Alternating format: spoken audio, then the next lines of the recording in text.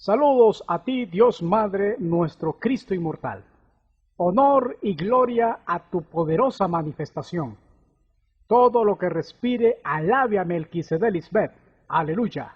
Al único y sabio Dios, nuestra Salvadora, Cristo Lisbeth, sea la gloria y majestad. Somos las primicias que creemos en la venida de Cristo Lisbeth, estableciendo así su poderoso reino en nuestra mente, sentándonos juntamente con ella a la diestra del Padre Melquisedec. Saludos a tus primicias perfectas, Jimmy Debbie, que han honrado y obedecido a Dios Padre y a Dios Madre Melquisedec Lisbeth, y a todos los que han cumplido este primer mandamiento que tiene la promesa de vida eterna o inmortalidad. Dándole seguimiento al tema que la muerte de Cristo María fue un asesinato y no un sacrificio por la humanidad, tenemos evidencias incuestionables, ya que no solo lo hicieron con Juan el Bautista y Cristo María, sino también con sus hijos, los que profesaron su doctrina.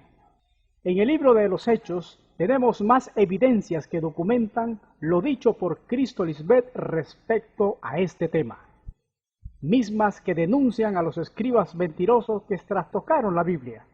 Para el caso, cuando Pedro predicó en Jerusalén, identificó la muerte de su maestra. Leamos. El Dios de Abraham, de Isaac y de Jacob, el Dios de nuestros antepasados, ha dado el más alto honor a su sierva, Jesús, María, a quien ustedes entregaron a las autoridades y a quien cuando Pilato quiso soltarla, ustedes no lo permitieron. En vez de pedir la libertad de aquella que era santa y justa, ustedes pidieron que se soltara a un criminal, y así mataron ustedes a la que nos lleva a la vida. Hablando de esa santa y justa, el mismo Moisés profetizó que se levantaría un profeta de entre el pueblo de Israel como él. Se refería a Cristo María, ya que todos los profetas desde Samuel habían profetizado de esos tiempos donde ella se manifestaría como la esposa de Dios en sus dos dispensaciones.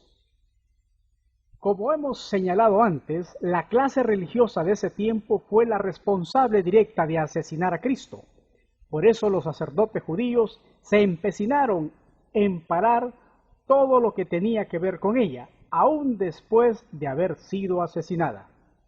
El sumo sacerdote y los líderes religiosos estaban tan decididos a hacer desaparecer su nombre y su mensaje que obligaban a los apóstoles, a Pedro y a Juan, a callar, a la cual estos nunca obedecieron. En la persecución de los apóstoles, Anás y Caifás actuaban juntos.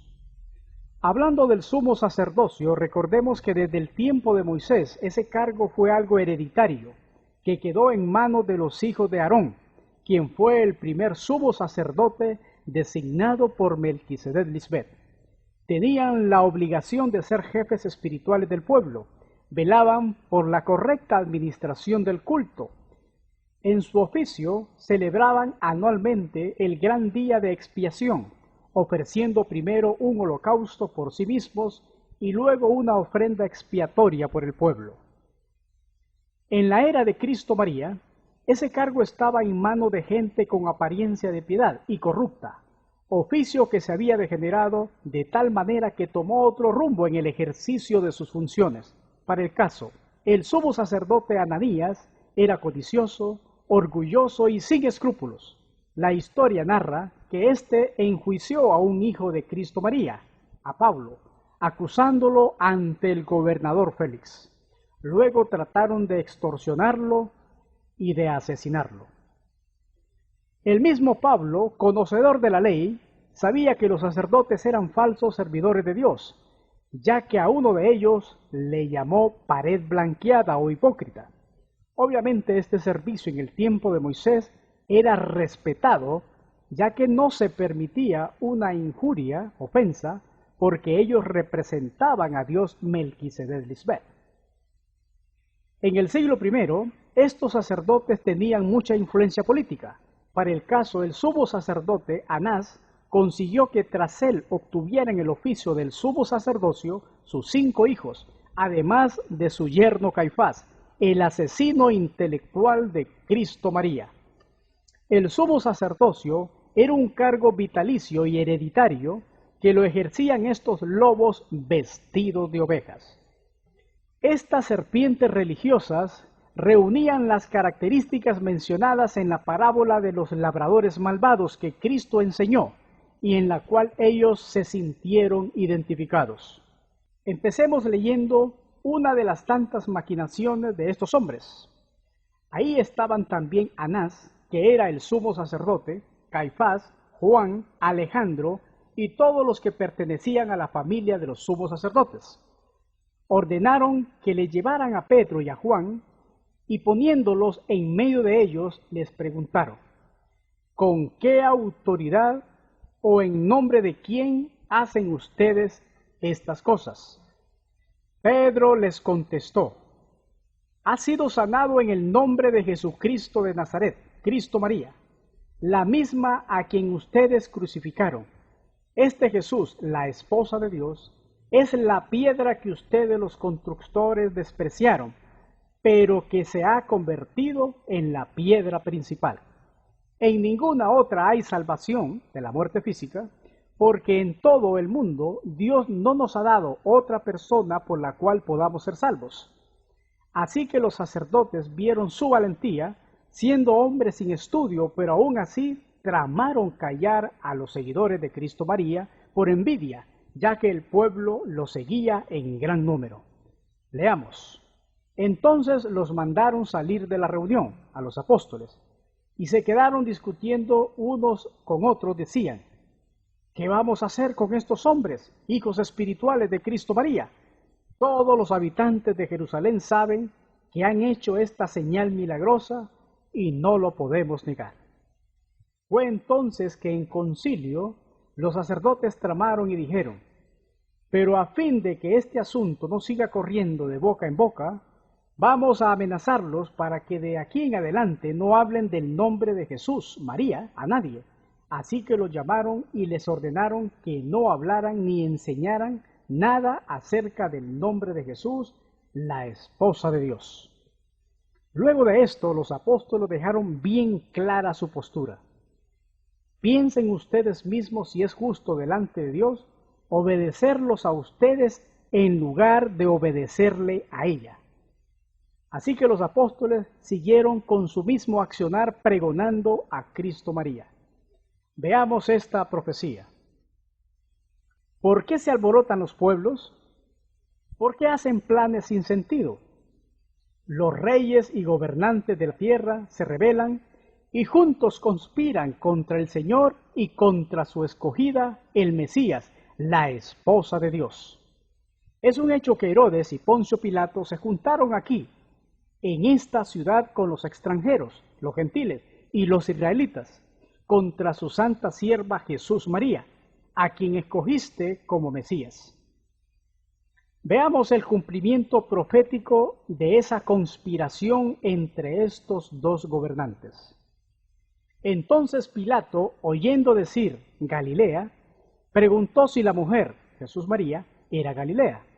Y al saber que era de la jurisdicción de Herodes, la remitió a Herodes, que en aquellos días también estaba en Jerusalén. Entonces Herodes, Antipas, con sus soldados la menospreció y encarneció, se burlaron de Cristo María, vistiéndola de ropa espléndida, con ropas lujosas como de reina, y volvió a enviarla a Pilato. Obviamente la vistieron de ropa más elegante por ser una reina, aunque ellos lo tomaron de forma burlesca, ya que le decían Jesús, la reina de los judíos, y lo otro era por ser una mujer, ya que a un reo varón no lo tomarían con tanta importancia. Esa conspiración o maquinación para matarla fue a tal extremo que los mismos judíos que la oyeron predicar que era lícito dar el tributo, los impuestos, luego la acusaron de lo contrario. La evidencia dice: todos se levantaron y llevaron a Jesús ante Pilato. En su presencia comenzaron a acusarla diciendo: hemos encontrado a esta mujer alborotando a nuestra nación. Dice que no debemos pagar impuestos al emperador, y además afirma que ella es el Mesías, la reina. Como no hallaron de qué acusarla, ya que era inocente, pues inventaron eso de no pagar los tributos, queriendo hacerla ver mal ante las autoridades romanas, y así poder acusarla de sedición, o sea, de rebelión. Pero la historia es otra, ya que tenemos evidencias que el Cristo María jamás se rehusó a pagar los impuestos. Escrito está: después de esto los fariseos fueron y se pusieron de acuerdo para hacerle decir a Jesús María algo que les diera motivo para acusarla. Danos pues tu opinión. ¿Está bien que paguemos impuestos al emperador romano, a César, o no? Jesús María, dándose cuenta de la mala intención que llevaban, les dijo: hipócritas, ¿por qué tienden trampas? Enséñenme la moneda con que se paga el impuesto. Le trajeron un denario y Jesús les preguntó: ¿de quién es esta cara y el nombre que aquí está inscrito? Le contestaron: del emperador. Jesús les dijo entonces: pues den al emperador, a César, lo que es del emperador, y a Dios lo que es de Dios. Cuando oyeron esto, se quedaron admirados y dejándola, se fueron. Veamos otra evidencia del accionar de estos falsos religiosos, ya que se adjudicaban toda la autoridad para interpretar la ley y de enseñar al pueblo a su propia conveniencia. Veamos lo que pasó. Nosotros les habíamos prohibido terminantemente que enseñaran nada relacionado con esa mujer. ¿Y qué han hecho ustedes?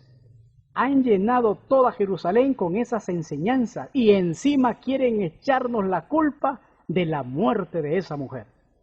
Pedro le respondió: el Dios de nuestros antepasados resucitó a Jesús, hecho ocurrido 2000 años después, no en ese tiempo, la misma que a quien ustedes mataron colgándola en una cruz, a Cristo María. Ellos, los sacerdotes, oyendo esto, se enfurecieron y querían matarlos. Gracias a la segunda venida de Cristo Lisbeth, es que ahora sí podemos ver claramente la mentalidad asesina de estos sacerdotes, ya que ellos estaban para servir a los demás, no para hacerle daño, mucho menos matar a un ser humano por pensar distinto a ellos. La ley de Moisés determina claramente que no se debe matar, y estos sepulcros blanqueados obviamente tenían que cumplir eso, ya que eran celosos en guardarla, pero hacían todo lo contrario. Estos líderes eran unos criminales, ya que dieron muerte a todos aquellos que pusieran en peligro su bienestar y su vida holgazana llena de privilegios, veneraban más sus costumbres y tradiciones que la misma palabra de Dios. Veamos lo que Pablo escribió a la congregación de Tesalónica. Estos judíos mataron al Señor, Jesús María, como antes habían matado a los profetas, y nos echaron fuera a nosotros. No agradan a Dios y están en contra de todos. Otro acto condenable es el que encontramos en el asesinato de Esteban, uno de los 7 diáconos de la congregación de Jerusalén, que estaba para ayudar en el servicio de los demás en el tiempo de los apóstoles. Leamos: pero ustedes, siguió diciendo Esteban, siempre han sido tercos y tienen oídos y corazón pagano. Siempre están en contra del Espíritu Santo, Cristo María. Son iguales a sus antepasados. ¿A cuál de los profetas no maltrataron los antepasados de ustedes? Ellos mataron a quienes habían hablado de la venida de aquella que es justa, la esposa de Dios. Y ahora esta justa ya ha venido. Ustedes la traicionaron y la mataron. Ustedes que recibieron la ley por medio de ángeles, no la obedecen. Cuando oyeron estas cosas, se enfurecieron y rechinaron sus dientes contra Esteban. Pero ellos se taparon los oídos y dando fuertes gritos, se lanzaron todos contra él. Lo sacaron de la ciudad y lo apedrearon. Claramente vemos cómo Esteban identifica a estas víboras religiosas antes de su muerte. Veamos estos puntos. 1. Los llamó tercos, o sea, de dura cerviz. 2. Eran iguales a sus antepasados que mataron a los profetas. 3. sus antepasados mataron a los que habían hablado de la venida de Cristo, la esposa de Dios. O sea que desde antes se venía tramando ocultar su nombre, su función y su sexo. 4. Los identificó como traidores desleales. 5. Identificó directamente a esa generación como asesina de la esposa de Dios. Y 6. Eran hipócritas ya que recibieron la ley de Dios, pero no la obedecían al no cumplirla, ya que la ley dice, no matarás. ¿Qué dice la Escritura sobre esa mala generación? He aquí el impío concibió maldad, se preñó de iniquidad y dio a luz engaño. Pozo ha cavado y lo ha ahondado, y en el pozo que hizo caerá.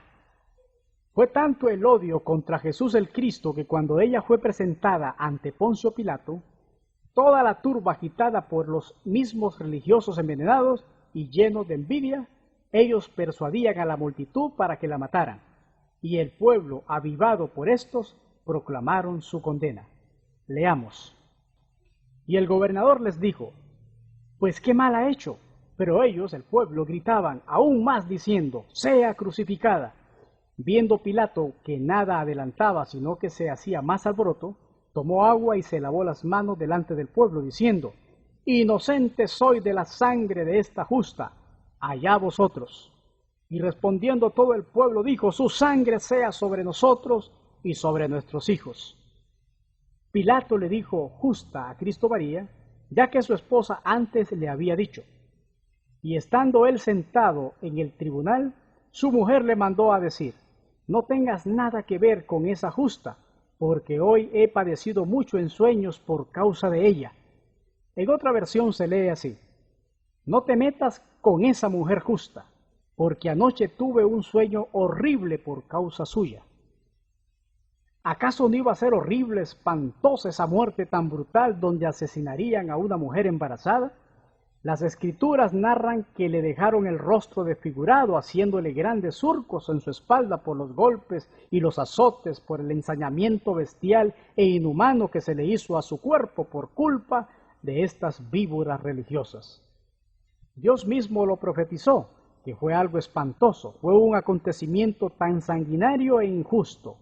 Escrito está, quebrantado estoy por el quebrantamiento de la hija de mi pueblo, Cristo María. Entenebrecido estoy, espanto me ha arrebatado. ¿No hay bálsamo en Galaad? ¿No hay allí médico? ¿Por qué pues no hubo medicina para la hija de mi pueblo, su esposa? Obviamente a Dios Padre le dio ira que asesinaran a su amada esposa, ya que esa muerte se pudo haber evitado.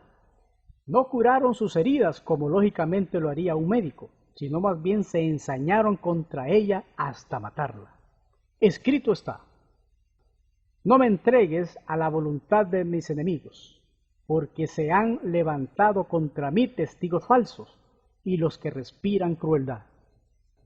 Esa generación tuvo la oportunidad de dejar libre a Cristo María, ya que los principales sacerdotes y los ancianos del pueblo sabían de su inocencia, pero la envidia los mató. El mismo Pilato en repetidas ocasiones la quiso soltar, pero el pueblo agitado por los religiosos se condenaron al sentenciarla a muerte. Veamos otra evidencia.